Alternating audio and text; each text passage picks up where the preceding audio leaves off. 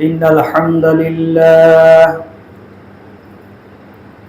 نحمده ونستعينه ونستغفره ونؤمن به ونتوكل عليه ونعوذ بالله من شرور أنفسنا ومن سيئات أعمالنا من يهده الله فلا مضل له ومن يضلل فلا هادي له ونشهد أن لا إله إلا الله وحده لا شريك له وأشهد أن سيدنا محمدا عبده ورسوله الذي أرسله بالحق بشيرا ونذيرا وداعيا إلى الله بإذنه وسراجا منيرا فقد قال الله تعالى في كلامه المجيد والفرقانه الحميد أعوذ بالله من الشيطان الرجيم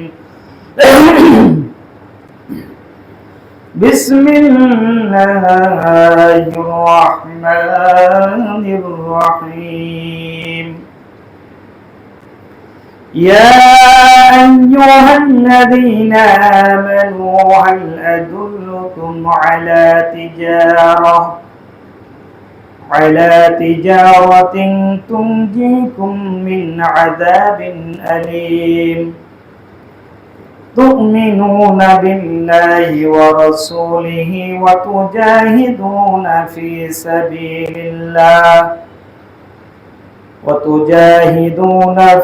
سبيل الله بأموالكم وأنفسكم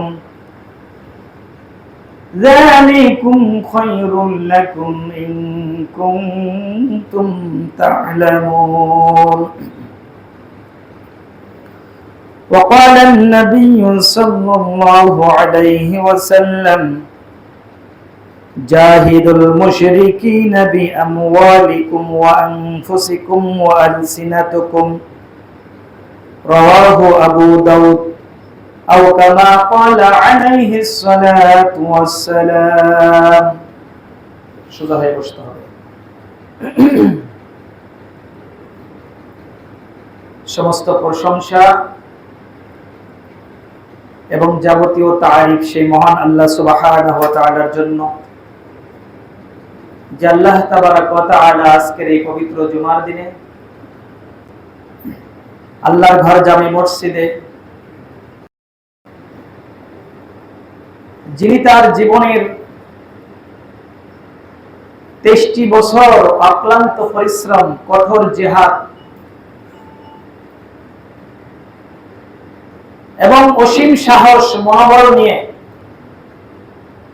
সেই আরবের মরুভূমিতে যিনি প্রথম কালেমার দাওয়াত দিয়ে শুধু আরব নয় গোটা বিশ্বে ইসলামের পতাকা সমুন্নত করেছেন, ইসলামী জীবন ব্যবস্থা প্রতিষ্ঠিত করেছেন, সেই মুহাম্মদুর রাসূলুল্লাহ সাল্লাল্লাহু আলাইহি ওয়াসাল্লামের প্রতি দুরূদ এবং সালাম আল্লাহুম্মা সাল্লি আলাইহি আল্লাহুম্মা বারিক আলাইহি। সম্মানিত মুসল্লিয়ানে কেরাম, আমি আপনাদের সামনে আজকে যে বিষয়ের উপর জুমার খুতবা আলোচনা পেশ করতে চাচ্ছি সেই বিষয়টি হলো আল্লাহর পথে জিহাদ বা সংগ্রাম। আল্লাহর পথে জিহাদ, আল্লাহর পথে সংগ্রাম, আল্লাহর পথে লড়াই যুগে যুগে প্রত্যেক নবী রাসূলগণ তারা আল্লাহর পথে জিহাদ সংগ্রাম লড়াই তারা করেছেন। সুতরাং সেই আল্লাহর পথ আমাদের সকলেরই পথ, প্রত্যেক মুমিনের পথ। প্রত্যেক মুসলিমের পথ, প্রত্যেক ইমানদারদের পথ হলো আল্লাহর পথ। সেই পথে জিহাদ এবং সংগ্রাম মৃত্যুর আগ পর্যন্ত আমাদের চালিয়ে যেতে হবে ইনশাআল্লাহ। এজন্য সর্বপ্রথম আমাদের জানতে হবে জিহাদ মানে কি। জিহাদ শব্দটি জুহুদুন থেকে,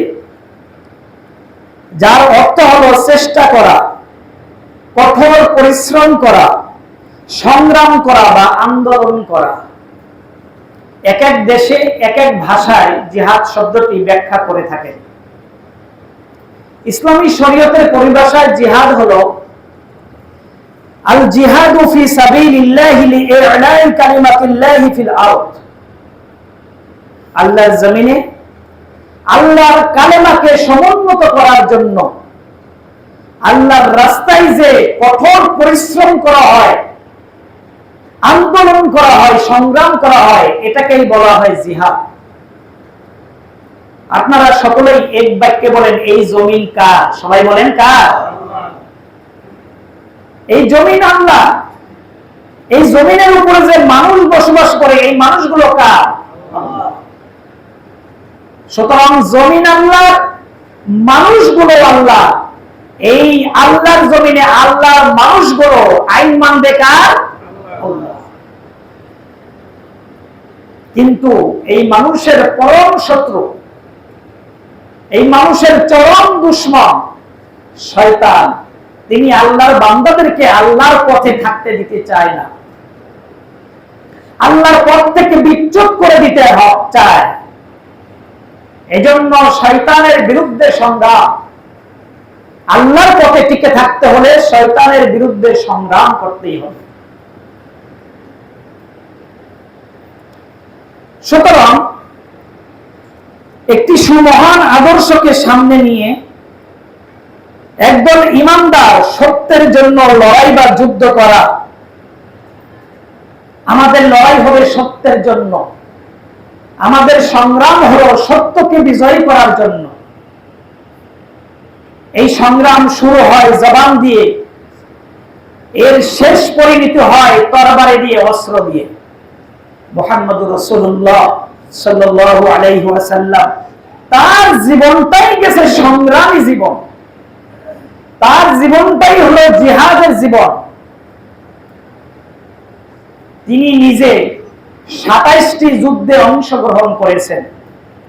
এছাড়াও আরো সারিয়া তথা বিভিন্ন সাহাবীদেরকে যুদ্ধে অংশগ্রহণ করিয়েছেন। টোটাল 52টা যুদ্ধ সংগঠিত হয়েছে মুহাম্মদুর রাসূলুল্লাহ সাল্লাল্লাহু আলাইহি সাল্লামের জীবনীতে। এতগুলো যুদ্ধ, এতগুলো সংগ্রাম, এগুলো এমনি এমনি হয় নাই, এমনি এমনি দিন কায়েম হয় নাই। সারা বিশ্বে ইসলাম এমনি এমনি প্রতিষ্ঠিত হয়ে যায় নাই। এখান থেকে সেই সৌদি আরব হাজার হাজার মাইল দূরে, সৌদি আরব থেকে সেই চীন, জাপান, অস্ট্রেলিয়া, আমেরিকা, ইউরোপ, 5টি মহাদেশে দ্রুত গতিতে ইসলাম ছড়িয়ে গেছে। এমনি এমনি হয় নাই। অত্যন্ত সংগ্রামের বিনিময়ে আল্লাহ রাব্বুল আলামিন তার প্রিয় নবী মুহাম্মদ রাসূলুল্লাহ সাল্লাল্লাহু আলাইহি সাল্লাম এবং সাহাবীদের রক্ত ঝরা প্রতিষ্ঠিত দ্বীন ইসলাম, আজকে আমরা সফল। আজকে আমরা সেখান থেকে আমরা এর উপকারিতা লাভ করছি। সম্মানিত হাজিরিন, মহান আল্লাহ তাআলা সূরা আস-সাফ 10 এবং 11 নম্বর আয়াতে বলেন, ইয়া আইয়ুহাল্লাযীনা আমানু হাল আদুল্লুকুম আলা তিজারা। হে ঈমানদারগণ শোনো, হে ঈমানদারগণ, আমি কি তোমাদেরকে এমন একটি ব্যবসার সন্ধান দিব, এমন একটি তিজারা, এমন একটি বাণিজ্যের সংবাদ কি তোমাদেরকে আমি দিব না? যেই ব্যবসা যদি তোমরা আমার সাথে করো, তাহলে তোমরা তুনজিকুম মিন আযাবিন আলীম, যন্ত্রণাদায়ক জাহান্নামের আগুন থেকে তোমরা রক্ষা পেতে পারো।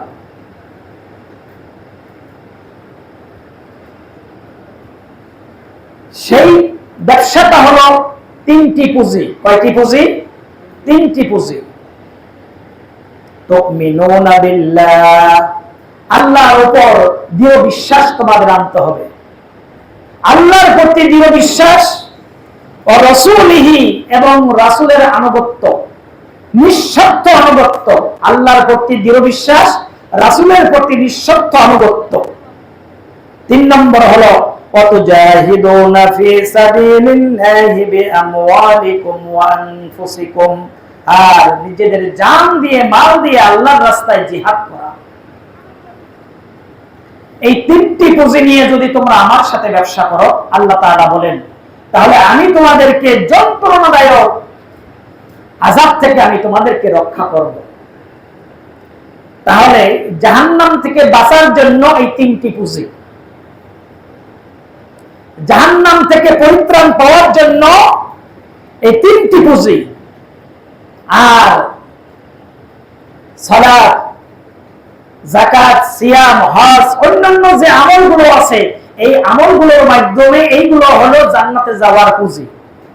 তাহলে জাহান্নাম থেকে বাঁচতে হলে এই তিনটি কাজ করতে হবে: আল্লাহর প্রতি দৃঢ় বিশ্বাস, রাসূলের প্রতি নিঃস্বার্থ আনুগত্য, আল্লাহর রাস্তায় জান এবং মাল দিয়ে জিহাদ করা। এই তিনটা কাজ যদি করতে পারি, অবশ্যই আল্লাহ রাব্বুল আলামিনের সাথে সুন্দর একটি ব্যবসা হবে। আল্লাহ রাব্বুল আলামিন আমাদেরকে জাহান্নাম থেকে মুক্তি দিয়ে জান্নাতের ব্যবস্থা করে দিবেন। আলহামদুলিল্লাহ। এজন্য আল্লাহ রাব্বুল আলামিন তার নবীকে দুইটি সম্প্রদায়ের বিরুদ্ধে যুদ্ধ করার জন্য আদেশ করেছেন। সূরা তাওবা 73 নম্বর আয়াত, আল্লাহ রাব্বুল আলামিন বলেন, ইয়া আইয়ুহান নাবিয়্যু জাহিদিল কুফার ওয়াল মুনাফিকুন, হে নবী, আপনি কাফের এবং মুনাফিকদের বিরুদ্ধে যুদ্ধ করুন। ওয়াগলুজ আলাইহিম, এবং তাদের ব্যাপারে অত্যন্ত কঠোর হবেন। কোনো লিয়াজও তাদের সাথে নাই, কাফের মুনাফিকদের সাথে কোনো লিয়াজও নাই, কাফের মুনাফিকদের সাথে কোনো আপোষ নাই, তাদের ব্যাপারে অত্যন্ত কঠোর হবেন। ওয়া মাওয়াহুম জাহান্নাম ওয়া বিইসাল মাসির, আর জেনে রাখবেন কাফের এবং মুনাফিকদের আবাসস্থান অত্যন্ত নিকৃষ্ট। তারা অত্যন্ত নিকৃষ্ট আবাসস্থান, জাহান্নামে তাদের অবস্থান হবে। কাফের এবং মুনাফিক। কাফের কারা? যারা চিরসত্যকে অস্বীকার করে, যারা আল্লাহর দেওয়া বিধানকে অস্বীকার করে, আল্লাহর দেওয়া ওহীকে যারা অস্বীকার করে, তারা হলো কাফের। আর মুনাফিক হলো যারা ইসলাম কবুল করছে, আল্লাহকে বিশ্বাস করে, এটা মুখে বলে, রাসূলের বিশ্বাস করে, এটা মুখে বলে, নামাজ পড়ে, রোজা করে, হজ দেয়, যাকাত দেয়, সব করে, কিন্তু আল্লাহর বিধান তারা সর্ব অবস্থায় মেনে নিতে পারে না। এরা হলো মুনাফিক। এইরকম একজন মুনাফিক ছিল আব্দুল্লাহ ইবনে উবাই।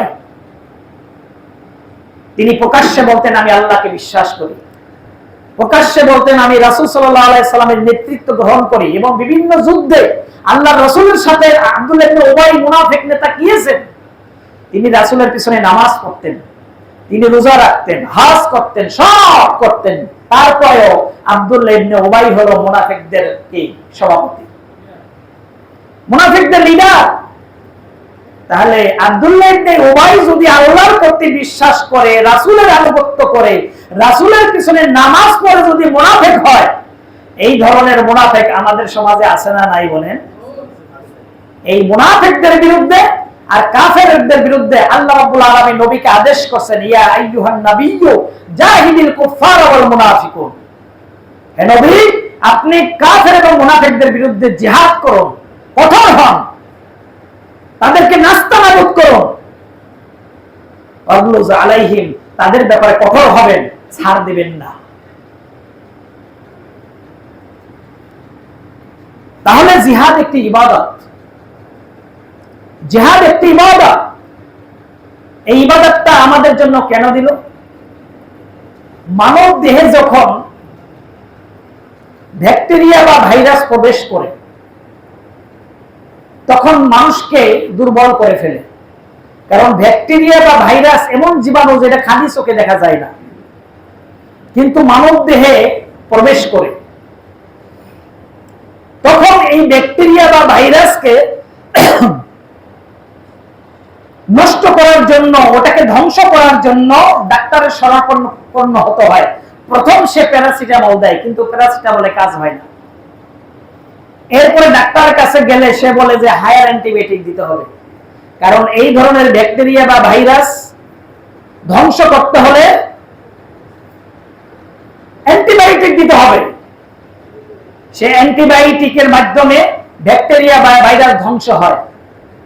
ঠিক একইভাবে এই পৃথিবীর যাবতীয় ফিতনা, পৃথিবীর যাবতীয় মিথ্যা, পৃথিবীর যাবতীয় জুলুম, যাবতীয় কুফর, যাবতীয় শিরক, যাবতীয় বেদাত, এইগুলো এক একটা জীবাণু, এইগুলো এক একটা ভাইরাস, এইগুলো এক একটা ব্যাকটেরিয়া। এই ভাইরাস বা ব্যাকটেরিয়ার বিরুদ্ধে অ্যান্টিভাইরাস হলো এই জিহাদ। এই জিহাদের মাধ্যমে এই জমিন থেকে যাবতীয় অন্যায়, অবিচার, জুলুম, নির্যাতন, কুফর, শিরক, বিদআত, এইগুলোকে মূলোৎপাটন করার জন্যই এই জিহাদ নামক ইবাদত আল্লাহ রাব্বুল আলামিন মুসলমানদেরকে দান করেছেন। বলেন আলহামদুলিল্লাহ। সুতরাং এই জিহাদের কথাটা মাথায় থেকে নড়ানো যাবে না। কিন্তু আমাদের সমাজে এমন একটা সময় ছিল, এই জিহাদ শব্দটা আমরা মুখে উচ্চারণ করতে পারতাম না। জিহাদের কথা যখন মুখ দিয়ে বলতাম, কিছু লোক বলতো এই জঙ্গি। তারা বিভিন্নভাবে জঙ্গির নাটক সাজিয়ে এই দেশের অনেক ধর্মপ্রাণ মুসলমানদেরকে তারা হত্যা করেছে। এই জঙ্গির নাটক এখন সব বের হয়ে আসতেছে, যেগুলো জঙ্গির নাটক সাজাইছে, কিন্তু এরা মূলত কোন জঙ্গির সাথে জড়িত ছিলেন না। সুতরাং জিহাদ একটি ইবাদত। এই জিহাদ শুরু হয় জবান দিয়ে, এর শেষ হয় অস্ত্র দিয়ে। রাসূল আকরাম সাল্লাল্লাহু আলাইহি ওয়াসাল্লাম তিনি সহ তার ১৬ লক্ষ সাহাবী, তারা প্রত্যেকেই এই জিহাদ নামক মর্যাদাপূর্ণ ইবাদত তাদের আজীবন করে গেছেন।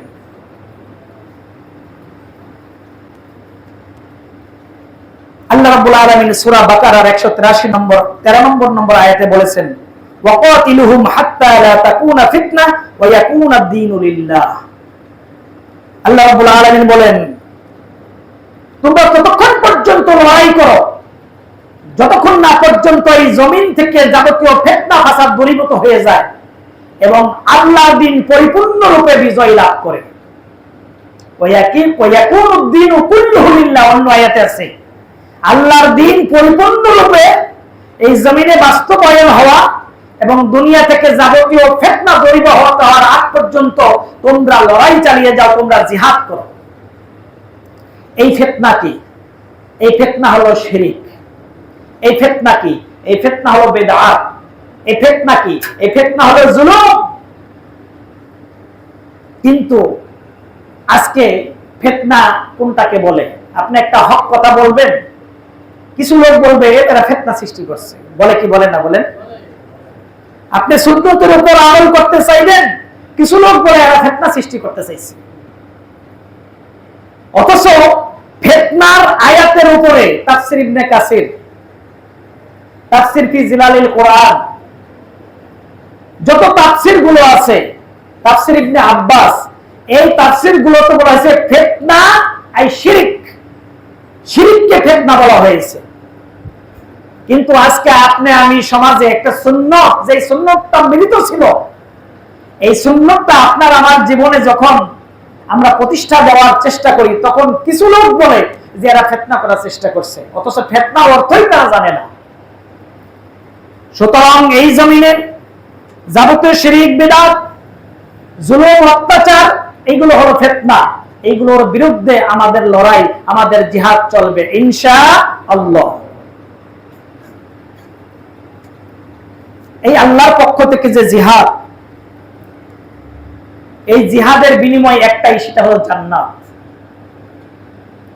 জিহাদের বিনিময় একটাই, সেটা হলো জান্নাত। যে জান্নাতের জন্য আমরা এত চেষ্টা প্রচেষ্টা, আমাদের সুন্নতের উপর কায়েম থাকা, তাওহীদকে ধরে রাখা, সালাত, সিয়াম, হজ, যাকাত, যত ইবাদত, সবগুলোর লক্ষ্য একটাই, কি বলেন? জান্নাত। সুতরাং এগুলো সবগুলোই জিহাদ। আজকে আপনারাও দূর দূরান্ত থেকে কষ্ট করে, সময় ব্যয় করে এই মসজিদে যথাসময়ে উপস্থিত হয়েছেন। আজকের জন্য এর চাইতে বড় জিহাদ আর হতে পারে না। আজকের জন্য এটাই শ্রেষ্ঠ জিহাদ। সুতরাং এই জিহাদের একমাত্র বিনিময় হলো জান্নাত। আল্লাহ সুবহানাহু ওয়া তাআলা সূরা তাওবা 111 নম্বর আয়াতে আল্লাহ রাব্বুল আলামিন বলেন, ইন্নাল্লাহা আশতারা মিনাল মুমিনিনা আনফুসাহুম ওয়া আমওয়ালাহুম বিআন্না লাহুমুল জান্নাহ। আল্লাহ রাব্বুল আলামিন তোমাদের জান এবং মাল ক্রয় করে নিতে চান আর বিনিময়ে তোমাদেরকে জান্নাত দিতে চান। বলেন সুবহানাল্লাহ। আপনার আমার জান এটা কিন্তু আপনার আমার না, আল্লাহ। আল্লাহ আপনাকে আমাকে জান দিয়ে মাল দিয়ে আবার এটা কিনতে চান। এইরকম আল্লাহ আর কি হতে পারে? এইরকম দয়ালু আল্লাহ পৃথিবীতে আর হতে পারে বলেন?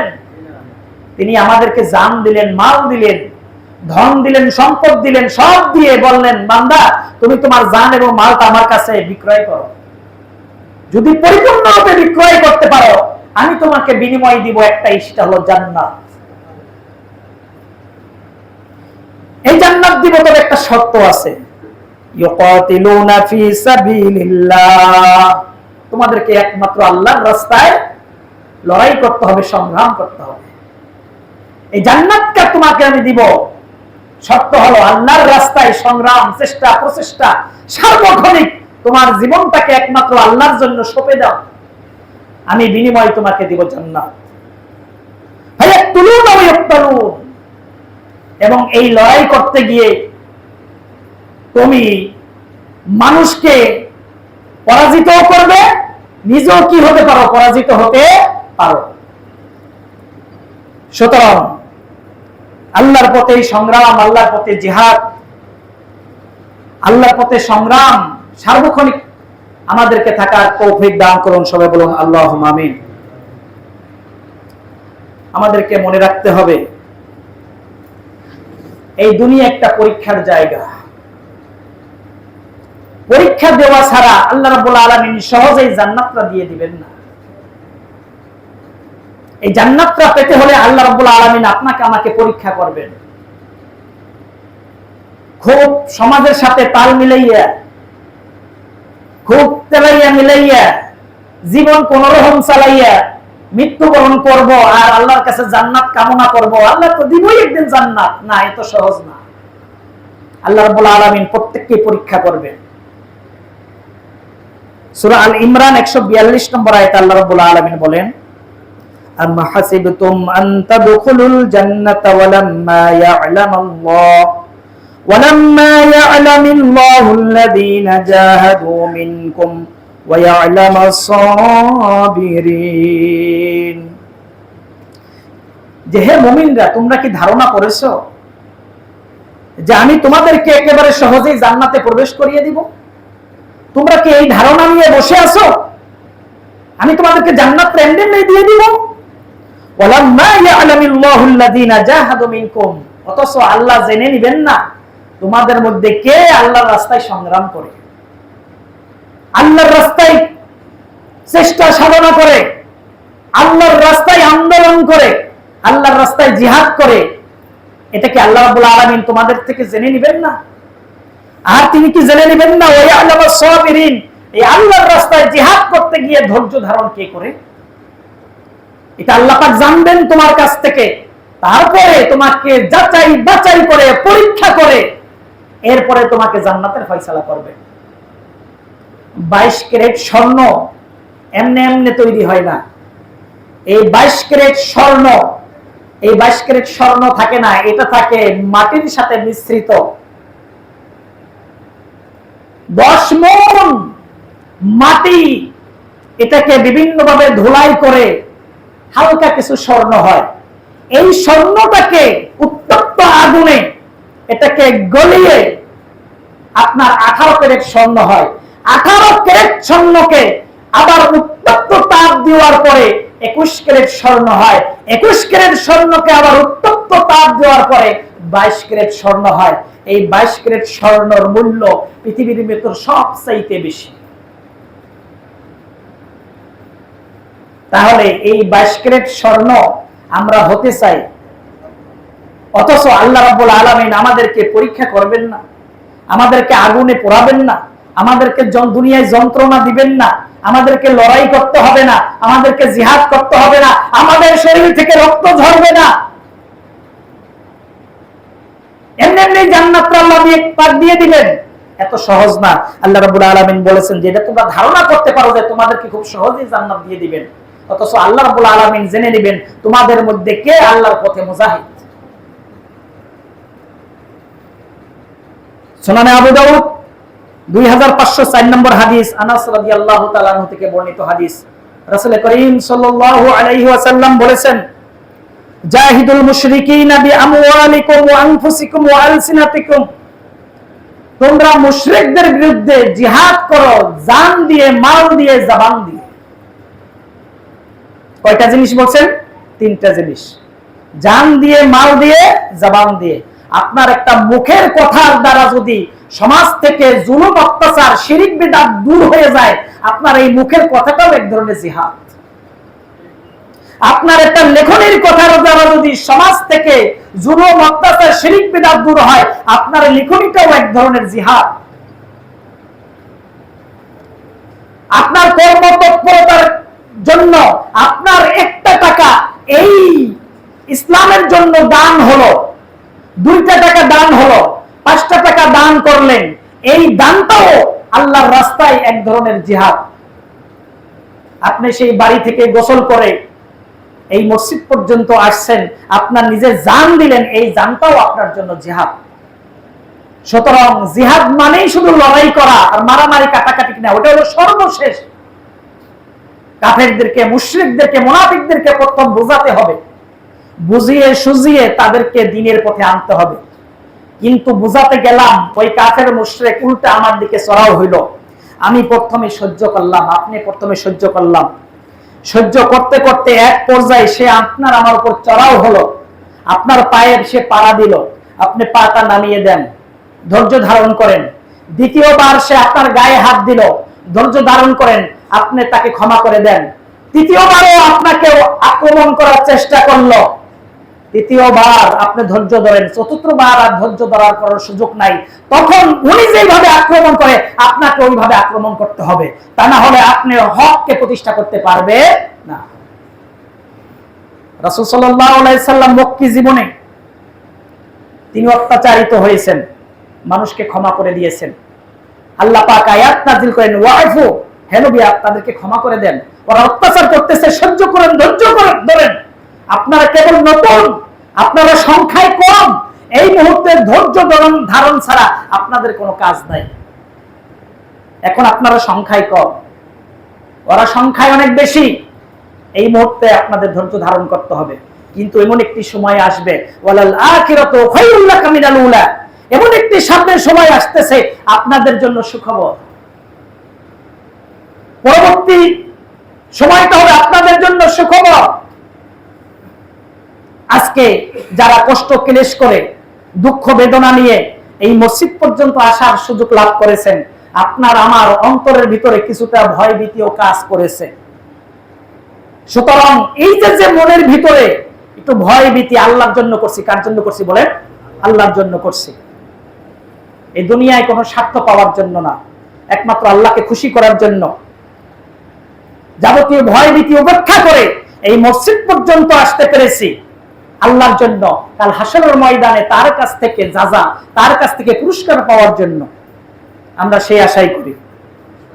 সম্মানিত হাজির, আজকের এই পৃথিবীতে জুড়েই অশান্তি, বিশৃঙ্খলা, অন্যায় ও পাপাচারে ভরে গেছে। আপনারা জানেন, প্রথম বিশ্বযুদ্ধ যখন শুরু হলো, সারা পৃথিবীতে লক্ষ লক্ষ মানুষ না খেয়ে মারা গেছে, মানুষকে হত্যা করা হয়েছে। দ্বিতীয় বিশ্বযুদ্ধ শুরু হলো, লক্ষ লক্ষ মানুষ মারা গেছে। 1948 সালে জাতিসংঘ তৈরি হলো যে পৃথিবীতে যেন একটা শান্তি প্রতিষ্ঠিত হয়। এই জাতিসংঘ তৈরি করলো যত স্থায়ী দেশগুলো, এই দেশগুলো হলো সম্পূর্ণ ইহুদি এবং খ্রিস্টান। স্থায়ী দেশগুলো ইহুদিদের নাকের ডগায় জাতিসংঘ। তারা কি বলে? আমরা শান্তি প্রতিষ্ঠা করার জন্য আমরা যুদ্ধ করি, শান্তি প্রতিষ্ঠার জন্য তারা সবকিছু করে। কিন্তু আজকে সেই ফিলিস্তিন গাজা মুসলমানদেরকে নির্বিচারে হত্যা করলো, ধ্বংস করলো জাতিসংঘ নীরব। সিরিয়ার মুসলমানদেরকে হত্যা করলো জাতিসংঘ নীরব। সেই চীনের উইঘুরে মুসলমানদেরকে নির্যাতন করলো, হত্যা করলো জাতিসংঘ নীরব। কাশ্মীরে, সেই আরাকানে, সেই আপনার আফগানিস্তানে বিভিন্ন অত্যাচার নিপীড়িত মুসলমান, জাতিসংঘ নীরব। তাহলে একদিকে জাতিসংঘ বলল শান্তি প্রতিষ্ঠার জন্য আমরা চেষ্টা করতেছি, অন্যদিকে ওই ইউরোপ এবং আমেরিকার কথা ছাড়া সে একটু বস করে না, তাহলে এটা কি শান্তি প্রতিষ্ঠা হলো না? শান্তির আড়ালে অশান্তি সৃষ্টি করলো, শান্তির আড়ালে তারা অশান্তি সৃষ্টি করলো। আল্লাহ সুবহানাহু ওয়া তাআলা সূরা বাকারার 11 এবং 12 নম্বর আয়াতে বলেছেন, ওয়া ইযা কিলা লাহুম লা তুফসিদু ফিল আরদি ক্বালু ইন্নামা নাহনু মুসলিহুন। যখন তাদেরকে বলা হলো যে তোমরা দুনিয়ায় ফাসাদ সৃষ্টি করো না, দুনিয়ায় অন্যায় অত্যাচার করো না, তখন তারা বলে যে আসলে আমরা শান্তি প্রতিষ্ঠার প্রয়োজনে যুদ্ধ করছি। সাবেক যে বুশ ইরাকে যে হামলা করলো, কি বলে হামলা করছে আপনারা জানেন? যে ইরাকে অনেক অস্ত্র আছে, এটা বিশ্বের জন্য হুমকি, আমরা ইরাকে শান্তি প্রতিষ্ঠা করার জন্য যুদ্ধে যাচ্ছি, এ কথা বলছে না? আসলে শান্তি প্রতিষ্ঠা করছে না, আরো ইরাককে ধ্বংস করে দিল। আফগানিস্তানে তারা আসলো যে বিন লাদেনের কাছে অসংখ্য অস্ত্র আছে, তিনি একজন সন্ত্রাসী, মোস্ট ওয়ারেন্ট আসামি, তাকে ধ্বংস করার জন্য বললো আমরা শান্তি প্রতিষ্ঠা করার জন্য আফগানিস্তান আছে। সে আফগানিস্তানে তারা এক ধরনের ধ্বংসের দ্বার প্রান্তে পৌঁছে দিল। তারা মুখে বলে শান্তির কথা, আসলে তারা অশান্তির মূল হলো তারাই।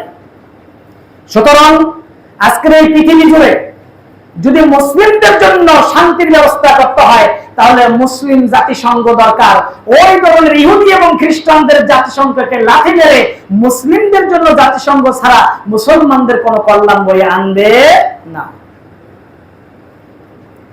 সুতরাং এই মুহূর্তে আমাদের জন্য বড় জিহাদ হলো শিরিক এবং বেদাতের বিরুদ্ধে লড়াই করা এবং তাওহীদকে প্রতিষ্ঠা করা, তাওহীদকে জমিনে প্রতিষ্ঠা করা, শিরিক এবং বেদাতের বিরুদ্ধে লড়াই করা। এই জন্য সবার আগে শিরিক জানতে হবে, সবার আগে বেদাত জানতে হবে, সবার আগে তাওহীদ জানতে হবে, আমাদেরকে জানতে হবে। এইগুলো জেনে যখন আমরা জমিনে ছড়িয়ে পড়ব, আমাদের লড়াই হবে যাবতীয় অসত্যের বিরুদ্ধে, যাবতীয় ফিতনার বিরুদ্ধে, যাবতীয় জুলুমের বিরুদ্ধে। তখন আল্লাহ রাব্বুল আলামিন তিনি আকাশ থেকে আমাদের সাহায্য করবেন, যেমন সাহায্য করেছেন বদরের যুদ্ধে, যেমন সাহায্য করেছেন উহুদের যুদ্ধে, আহজাবের যুদ্ধে, খন্দকের যুদ্ধে, তাবুকের যুদ্ধে। এই যুদ্ধগুলোতে আল্লাহ রাব্বুল আলামিন তার নবী সাহাবীদেরকে তিনি সাহায্য করেছেন। বুখারী এবং মুসলিমের হাদিস, আন আবি যার রাদিয়াল্লাহু তাআলা ক্বালা কুলতু ইয়া রাসূলুল্লাহ, আবু যার রাদিয়াল্লাহু তাআলা থেকে বর্ণিত হাদিস, তিনি বলেন আমি বললাম হে আল্লাহর রাসূল, আইয়ুল আমালি আফদাল, সর্বোত্তম আমল কি, সবচেয়ে শ্রেষ্ঠ আমল কোনটি? ক্বালা, আল্লাহর নবী বললেন আল ঈমানু বিল্লাহ, আল্লাহর প্রতি আন্তরিকভাবে বিশ্বাস হলো সর্বশ্রেষ্ঠ আমল। তিনি ঈমানকেও আমল বলেছেন। আল ঈমানু বিল্লাহ, আল্লাহর প্রতি ঈমান, এর চেয়ে বড় আমল আর হতে পারে না। ক্বালা সুম্মা, আবু যর বললেন হে আল্লাহর নবী, এরপরে সবচেয়ে শ্রেষ্ঠ আমল কোনটি? আল্লাহর নবী সাল্লাল্লাহু আলাইহি সাল্লাম বললেন ওয়াল জিহাদু ফি সাবিলিল্লাহ, আল্লাহর রাস্তায় জিহাদ করা, সংগ্রাম করা, আন্দোলন করা। এটা করতে আমরা রাজি আছি ইনশাআল্লাহ। কিছু মুসলমানদের মধ্যে আছে মাইরের আগে দৌড়ের আগে, এরা কিন্তু মুনাফিক। এরা কি মুনাফিক? সুতরাং মুনাফিকই হওয়া যাবে না। আল্লাহর পথে এই দুনিয়ায় আল্লাহ পাক জীবন একদিন দিয়েছেন, এই দুনিয়া থেকে একদিন মরতে হবে। সুতরাং মৃত্যুকে যারা ভয় করে, মৃত্যুকে যারা ভয় করে তারা মরার আগেই মরে যায়। কিন্তু যারা মৃত্যুকে ভয় করে না, পৃথিবীর কোন শক্তি তাদেরকে মারতে পারে না। এটা মনে রাখতে হবে, পৃথিবীর কোন শক্তি তাদেরকে মারতে পারে না। যুগে যুগে তার মিসাল, তার উদাহরণ, তার এক্সাম্পল রয়ে গেছে। সুতরাং আল্লাহ ছাড়া আমরা কাউকে ভয় করি না। আল্লাহ ছাড়া যদি কাউকে ভয় করতাম, তাহলে আজকে জুমার নামাজ পড়তে পারতাম না। আমরা ভয় করি কাকে? আল্লাহ রাব্বুল আলামিনকে। সুতরাং আমরা ধৈর্যশীল, ধৈর্যের পরাকাষ্ঠা আমরা দেখাবো, আরো ধৈর্য ধরব। আমাদের গায়ে পাড়া দিয়ে, আমাদের শরীরে আঘাত করে, তারা যদি বলে যে না, আঘাত করে তারা শান্তি পায়, পাক, কিন্তু ধৈর্যের সীমা যখন ক্রস করবে, তখন আল্লাহর রাস্তায় জিহাদের জন্য আমরা চেষ্টায় থাকবো তো ইনশাআল্লাহ। আল্লাহর রাস্তায় জিহাদ আমাদের করতে হবে, এবং জান্নাতে যাওয়ার এটাই একমাত্র মাধ্যম। আবু যর বললেন সুন্নাহ ওয়াল আমাল, আল্লাহর নবী এরপর কোনটা সবচেয়ে আমল, ঈমানের পরে সবচেয়ে সর্বোত্তম আমল কোনটি? আল্লাহর নবী বললেন আল জিহাদু ফি সাবিলিল্লাহ, আল্লাহর রাস্তায় জিহাদ করা। সুতরাং সেই জিহাদ ছাড়া মুমিন চলতে পারে না, মুমিন চলতে পারে না। কোন এক যুদ্ধে এক সাহাবী বলল, ইয়া রাসূলুল্লাহ, আমাকে কালেমা পড়িয়ে দেন, আমি মুসলমান হব। বলল, তুমি পড়ো আশহাদু আল্লা ইলাহা ইল্লাল্লাহ ওয়া আশহাদু আন্না মুহাম্মাদুর রাসূলুল্লাহ। লোকটি কালেমা পড়লেন, ঈমান গ্রহণ করলেন। বললেন, হে আল্লাহর নবী, যুদ্ধ চলতেছে, আমাকে যুদ্ধের অনুমতি দিন, আমি যুদ্ধ করব। তখন বলল, এই নাও তরবারি। ওই সাহাবী বলল, হে আল্লাহর নবী, আমি যুদ্ধ করে যদি শহীদ হই আমি কি পাবো? কারণ নতুন সাহাবী, প্রশ্ন আসতে পারে না। আল্লাহ নবী সাল্লাল্লাহু আলাইহি সাল্লাম শুধু একটি শব্দ বললেন, কোন শব্দ বলেন নাই, একটি শব্দ বলেন, আল জান্নাহ। কি বললেন? আল জান্নাহ। তুমি যুদ্ধ করে শহীদ হলে একটা জিনিস পাবে, সেটা হলো আল জান্নাহ, তুমি জান্নাত পাবে। এই মুসলিম, তিনি খেজুর খাচ্ছিলেন, তার হাতে এখনো পর্যন্ত আরো 3টা খেজুর ছিল, মুখে একটি খেজুর চাবাচ্ছেন। তিনি বাকি 3টা খেজুর ফেলে দিয়ে, মুখের চাবানো খেজুর ফেলে দিয়ে তিনি এই বলতে বলতে গেলেন যে আমি বাকি খেজুরগুলো যদি খেতে যাই, আমার জান্নাতে যেতে লেট হয়ে যাবে, দেরি হয়ে যাবে। সুবহানাল্লাহ। এই কথা বলে তিনি জিহাদের ময়দানে ঝাঁপিয়ে পড়লেন। অনেকগুলো কাফেরকে হত্যা করে তিনি নিজে শহীদ হলেন। জিহাদ শেষ হয়ে গেল, যুদ্ধ শেষ হয়ে গেল। আল্লাহ নবী সাহাবীদের বললেন যে ওই ছেলেটাকে দেখো তো, ওই তরুণ, ওই যুবককে দেখো তো, সে কোথায়? তাকে খুঁজে খুঁজে পাওয়া গেল একটা গর্তের মধ্যে পড়ে আছে। তার শরীরে 80টারও বেশি তরবারির আঘাত ছিল তার শরীরে। তার চেহারা চেনা যাচ্ছিল না, তার নাক কেটে ফেলে দেওয়া হয়েছে, কান চোখ উপড়ে ফেলে দেওয়া হয়েছে। তাকে শনাক্ত করলো, এবং শনাক্ত করে আল্লাহর নবী তাকে দাফন করালেন। দাফন শেষ করে আল্লাহর নবী একটা কথা বললেন যে আমালুন কলিলুন ওয়া আজরুন কাসীরুন। তিনি খুব অল্প আমল করলেন, কিন্তু মহা পুরস্কার নিয়ে দুনিয়া থেকে বিদায় নিলেন। সুবহানাল্লাহ। এই লোকটা শুধুমাত্র ঈমান এনেছে, এখনো তার নামাজ পড়ার সুযোগ হয় নাই, তিনি রোজা রাখার সুযোগ হয় নাই, হজ করার সুযোগ হয় নাই, দান খরচ করার সুযোগ হয় নাই, শুধু মাত্র ঈমান এনেছেন আর আল্লাহর পথে লড়াই করে শহীদ হয়ে তিনি জান্নাত লাভ করেন। সুবহানাল্লাহ। সম্মানিত হাজিরিন, এই জিহাদের ময়দানে আমাদেরকে কষ্ট পরিশ্রম, নিজের জান দিয়ে, মাল দিয়ে আমরা লড়াই করছি। সুতরাং আল্লাহ রাব্বুল আলামিন আমাদের জান এবং মালকে কবুল করুন, বলুন আমিন।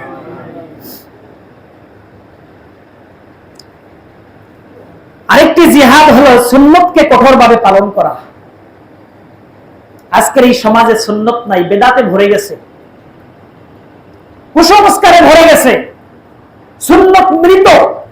এইরূপ একটি সমাজে সুন্নতকে জীবন দেওয়া, সুন্নতকে কঠোরভাবে পালন করা, এই সমাজের জন্য সবচেয়ে বড় জিহাদ। সুনানে আবু দাউদ 4607 নম্বর হাদিস। কোন এক ভাষণে আল্লাহর নবী সাল্লাল্লাহু আলাইহি সাল্লাম মিম্বারে দাঁড়িয়ে বললেন, উসিকুম বিতাকওয়াল্লাহ, হে লোক সকল, তোমরা শোনো, আমি তোমাদেরকে উপদেশ দিচ্ছি আল্লাহর ভয়ের ব্যাপারে, তোমরা আল্লাহকে ভয় করো। ওয়াসসামি'i ওয়াত-তাআতি, আর তোমরা তোমাদের নেতার কথা শ্রবণ করিও। কোরআন এবং সহিহ সুন্নাহ মোতাবেক যে নেতা, তার কথা তোমরা শ্রবণ করিও। ওয়াত-তাআতি, আর তার আনুগত্য করিও। ওয়াইন আবদান হাবাশিয়ান, যদিও সে হাফসি গোলাম হয়, তার বংশ পরিচয় কি, সে কালা না ধলা, সে উঁচু না নিচু, এইগুলো তোমার দেখার প্রয়োজন নাই। কোরআন এবং সহিহ সুন্নাহর আলোকে যদি নেতা হয়, তাহলে সেই নেতার কথা তোমরা শোনো এবং তার আনুগত্য করিও। ফাইন্নাহু মান ইয়াশি মিনকুম বাদি, আর আমার পরে যদি তোমরা জীবিত থাকো, এই কথাগুলো সাহাবীদের বলছেন যে আমার পরে তোমরা যারা জীবিত থাকবে, ফাসায়ারাল ইখতিলাফান কাসীরা, তোমরা অচিরেই খুব মতানৈক্য তোমরা দেখতে পাবে, খুব ইখতিলাফ দেখবে, অনেক ইখতিলাফ তোমরা দেখতে পাবে, আমার পরে তোমরা যারা জীবিত থাকবে তারা দেখতে পাবে। ফায়ালামা বিসুন্নতি ফাআলাইকুম বিসুন্নতি, তখন শিরক ভরে যাবে, বিদআত ভরে যাবে, আমার সুন্নাত ছুটে যাবে, তখন তোমরা কি করবা? ফাআলাইকুম বিসুন্নতি, তখন তোমরা আমার সুন্নাতকে মজবুতভাবে ধারণ করবে, সুন্নাতের উপর টিকে থাকবে। ওয়া সুন্নাতুল খুলাফায়ে রাশিদিনাল মাহদিয়্যিন, আর আমার খলিফাগণের সুন্নাতকে তোমরা মজবুতভাবে ধারণ করবে, যারা হেদায়েত প্রাপ্ত ছিল এবং সুপথ প্রাপ্ত ছিল।